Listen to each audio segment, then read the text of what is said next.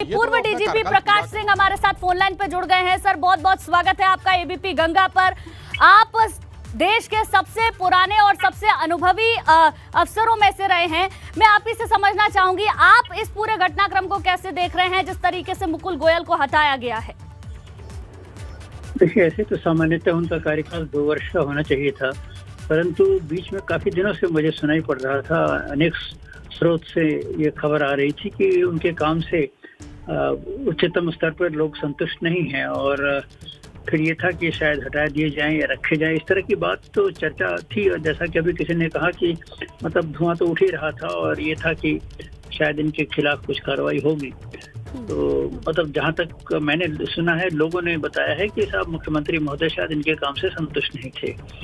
तो संतोष नहीं होने का मैं समझता हूँ मुख्यमंत्री के पास कोई ठोस कारण रहा होगा, इसीलिए हटाया होगा। वो कारण मैं समझता हूँ डिपार्टमेंटल रिकॉर्ड्स में वो कारण जरूर दर्ज किया जाना चाहिए, अन्यथा बाद में विवाद हो सकता है, क्योंकि यूपीएससी ने इनका नाम भेजा था और यूपीएससी के लिस्ट से इनका चयन हुआ था। परंतु अगर कुछ पर ऐसा नहीं है कि जो चयन हो जाता है या जो डीजी बन जाता है कोई उसकी जागीर नहीं बन जाती है, विशेष परिस्थितियों में उसे हटाया भी जा सकता है। तो अगर हटाया गया है तो मैं समझता हूँ उसके कुछ ठोस कारण होंगे। प्रकाश सिंह जी, आपने एक लंबी लड़ाई सुप्रीम कोर्ट में लड़ी है डीजीपी को लेकर, तो आपको क्या लगता है जो गाइडलाइंस जारी की गई कोर्ट की ओर से, क्या उनका पालन सही तरीके से हो रहा है?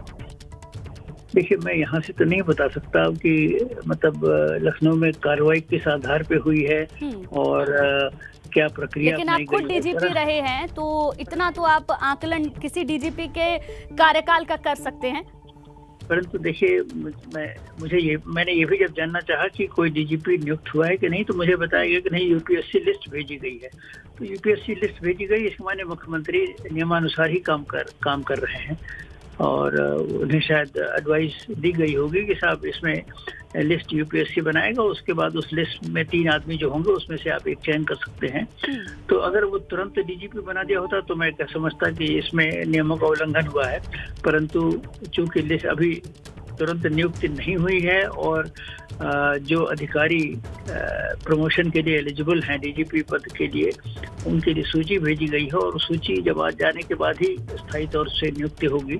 तो मैं समझता हूँ कि नियमों का पालन हो रहा है। ठीक है, बहुत बहुत शुक्रिया प्रकाश सिंह जी एबीपी गंगा के साथ जुड़ने के लिए और अपनी बात रखने के लिए।